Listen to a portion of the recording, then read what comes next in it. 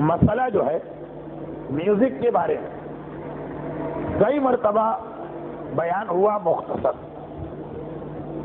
لیکن اتنے مختصر جواب سے مومنین کرام کی تسلی و تشفی نہیں ہو رہی، اور تفصیلی جواب دینا اس لیے مشکل کہ واقعات مسئلہ میوزک میں مراجع بھی اس وقت اس کے موضوع کو معین نہیں کر پا رہے، پھر بھی جتنا میں بتا سکتا ہوں بتا دوں۔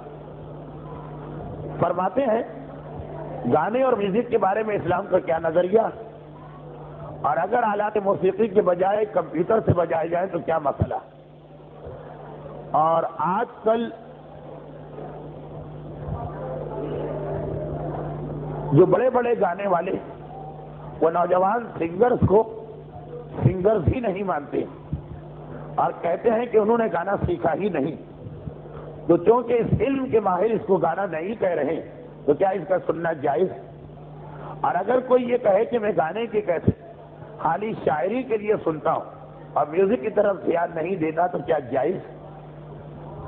اچھا، مجھے کچھ یاد آ رہا کہ گزشتہ ہفتے اس مسئلے کا جواب جتنا دیا گیا اس میں یہ ساری باتیں کور ہو گئی۔ پہلی بات، بلکہ شاید کل رات بھی یہ بات آئی کہ اسلام میں جو گانا حرام ہے وہ صرف آواز کو گھما پھرا کے گلے سے نکالنے کا نام، یعنی گانا جو ہے جسے غنا کہتے ہیں، غنا، اس کا میوزیکل انسٹرومنٹ یا ساز سے کوئی تعلق نہیں، وہ الگ گناہ ہے اور میوزیکل انسٹرومنٹ الگ گناہ ہے۔ تو آپ کا یہ سوال کہ اچھا، ایک بات یہ ہوئی، پھر دوسری بات وہ یہ کہ گانا کس چیز کا نام ہے جو آواز گھما پھرا کے نکالی جائے؟ اس کی دو تعریفیں آج کل چل رہی ہیں، مگر دونوں میں اہل خبرہ سے کوئی تعلق نہیں، یعنی ایک امام خمینی اور آقا خامنائی کا نظریہ ہے اور دوسرا باقی سارے مجتہدین کا، مگر دونوں یہ کہہ رہے ہیں کہ گانے کی تعریف گانا گانے والوں سے نہیں پوچھے۔ کئی چیزوں میں اسلام کہتا ہے کہ اس کے بارے میں اس علم کے ماہرین سے پوچھو، غنا میں صاف کہا گیا کہ علم کے ماہرین سے نہیں پوچھے گے۔ تو وہ جو آپ نے لکھا کہ اس علم کے ماہرین، آج کل کے سنگرز کو سنگرز نہیں مان رہے، تو وہ مانے کہ نہ مانے، اس مسئلے میں ہمیں ماہرین سے پوچھنا ہی نہیں۔ یہ ایک بات ختم ہو گئی۔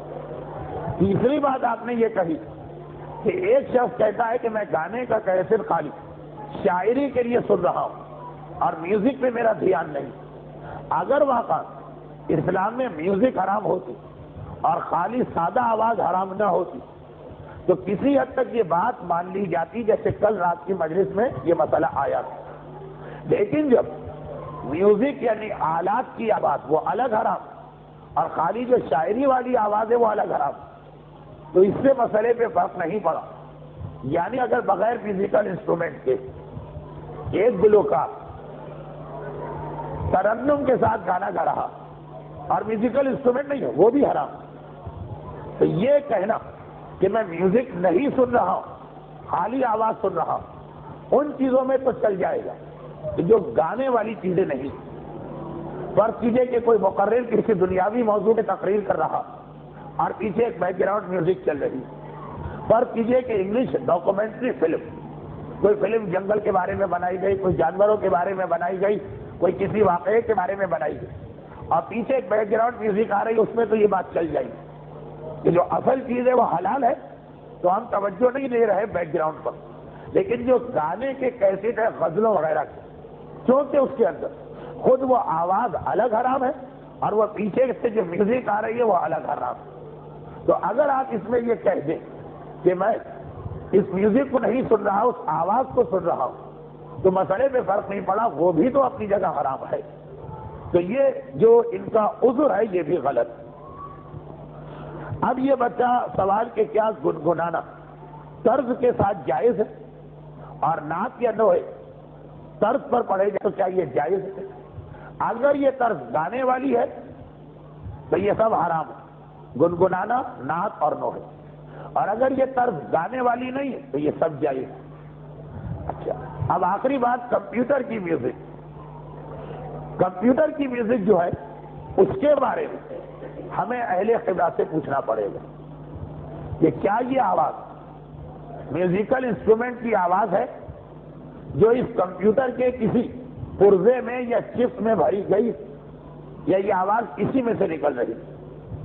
میں نے یہ سوال حال ہی میں محفل مرتضیٰ میں اٹھایا تھا، جہاں کچھ کمپیوٹر کے ماہرین آ کے یہ بات کر رہے ہیں، وہ بھی چکرا گئے، کہنے لگے کہ ہمیں اپنے بڑوں سے پوچھنا پڑے گا۔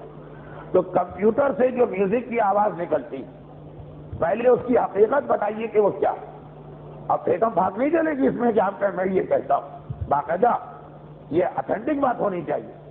اگر یہ پتا چلے کہ وہی آلات موسیقی کی آواز کو کسی سائنسی یا ٹیکنیکل طریقے کے ساتھ اس چپس میں ڈالا گیا تو وہی بات ہوئی کہ جیسے میوزیکل انسٹرومنٹ کی آواز کو آپ کیسے ریکارڈر میں ریکارڈ کر کے سنا دیں تو وہ حرام رہے گا۔ اور اگر کہیں کہ نہیں، یہ بالکل اس سے مختلف، کمپیوٹر خود اس آواز کو پیدا کر رہا، تو پھر مسئلہ کچھ اور بنے گا۔ تو آپ کے چاروں سوالوں کا جواب آ تو گیا، لیکن آخری بات یہ رہ گئی کہ میوزک غنا کی جو دو آج کل تعریفیں چل رہی ہیں وہ کیا؟ یہ بھی پہلے آ چکی۔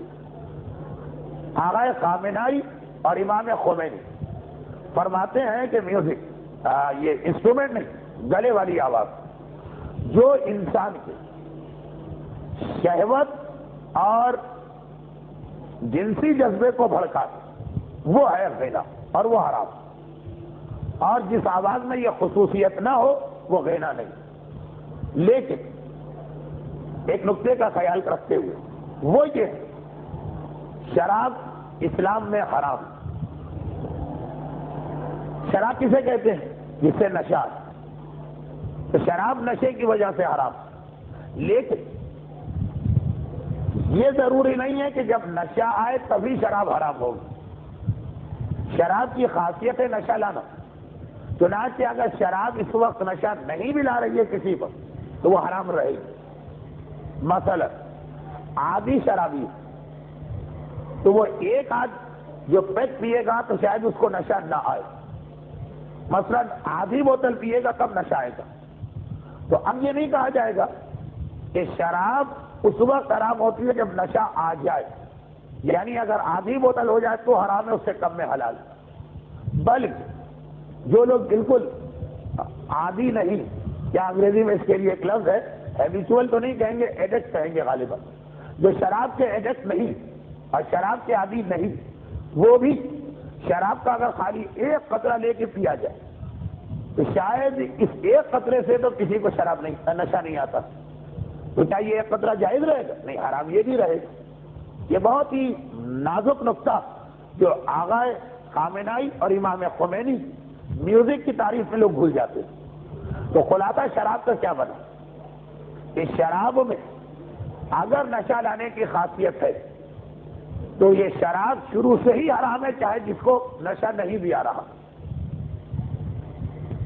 اور دوسرے الفاظ میں مراجع اس طرح لکھتے ہیں کہ ہر وہ چیز جس کی زیادہ مقدار نشہ لاتی اس کی کم مقدار بھی حرام ہو جائے گی جو نشہ نہیں لاتی۔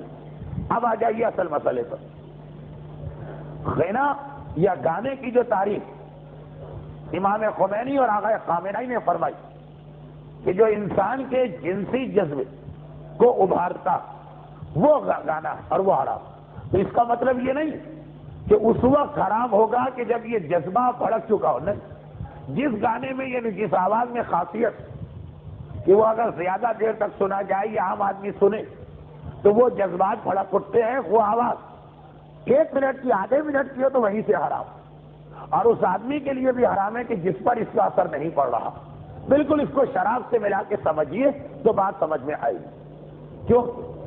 بہت سارے گانے ایسے ہیں کہ جتنی دیر ہمارے یہاں سنے جاتے ہیں شاید انسان کے اس جذبے پہ فرق نہ پڑے، لیکن اس میں خاصیت ہے وہ جذبہ ابھارنے کی، تو یہ حرام ہے۔ وہی بات کہ شراب میں اگر خاصیت ہے نشہ لانا تو اس کے لیے بھی حرام ہے کہ جس کو نشہ نہیں آ رہا۔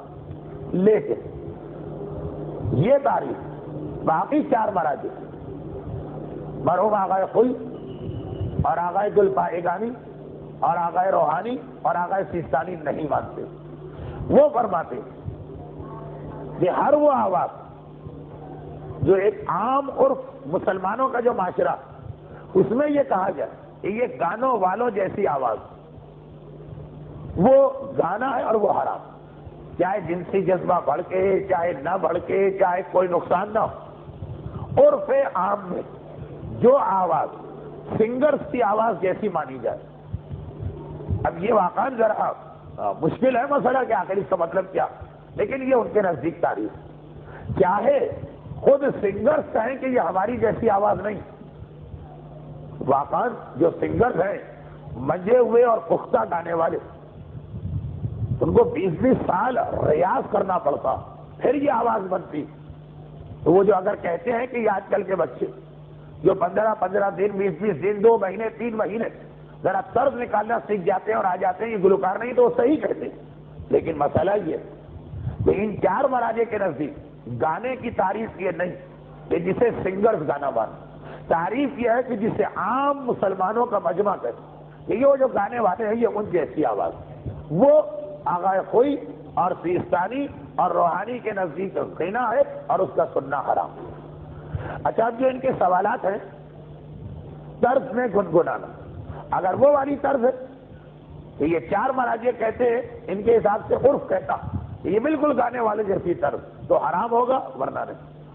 اور باقی امام خمینی اور خامنائی وہ کہتے ہیں کہ اگر یہ والی وہ طرز ہے اس گانے کی کہ جس گانے سے وہ جذبات بھڑکتے ہیں تو حرام ہوگا. اور اسی طرح باقی جتنے آپ نے سوال کیے ہیں.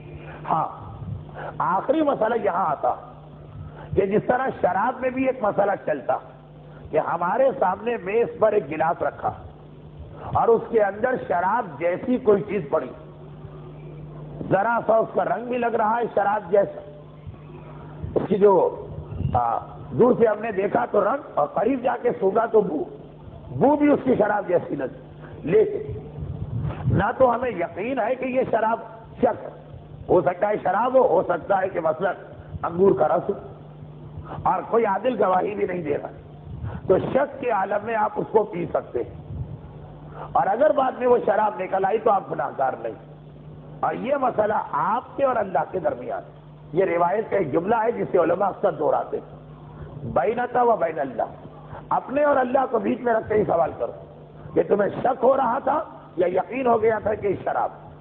اگر یقین ہو گیا تھا گناہگار، اور اگر تمہیں شک ہو رہا تھا اور کوئی گواہی نہیں آئی اور تم نے پی لیا وہ ڈرنک، تمہارے لیے وہ اس وقت جائز. یہی مسئلہ گانے کا سارے مراجع کہتے ہیں کہ ایک آواز آئی باقاعدہ وہی جس انداز سے غزلیں گائی جاتی، اگر آپ امام خمینی کی تقلید میں شک ہوا کہ یہ والی آواز اس جذبات کو بھڑکاتی ہے کہ نہیں، شک ہو، اپنے اور اللہ کے بیچ میں فیصلہ کریں، آپ کے لیے اس کا سننا چاہیے. اور انسٹرومنٹ کی آواز اگر اس کے اندر ہلکی ہے تو پھر وہ والی بات چل جائے گی کہ ہم اس پہ توجہ نہیں دے رہے. اور اگر آپ آغائے خوئی اور آغائے روحانی کی تقلید میں اور سیستانی اور شک ہوا کہ یہ وہی آواز ہے جسے عرف عام گانا مانے، شک ہو، آپ خود فیصلہ کریں، کوئی آپ سے سوال جواب کرنے نہیں آئے گا. یقیناً اگر آپ کو شک ہو تو وہ شک کے عالم میں اس آواز کو سن سکتے ہیں. یعنی گانا تو بہرحال شراب سے چھوٹا گناہ، شراب جیسے تک میں جو شک میں اجازت وہ گانے میں بھی چلے. اور یہ فیصلہ آپ کو کرنا، نہ کسی کو دکھانا ہے، نہ سنانا ہے، نہ کسی کو کنونس کرنا. واقعا شک ہے کہ عرف عام پتہ نہیں اسے سمجھے گا گانے جیسی آواز کے نہیں، سن لیجیے. اور اگر میں آپ کا دل کہہ رہا ہے کہ یہ آواز میں اگر 10 مومنوں کو سناؤں تو سب کہیں گے یہ تو بالکل گانا لگ رہا، تو وہ آپ کے لیے حرام.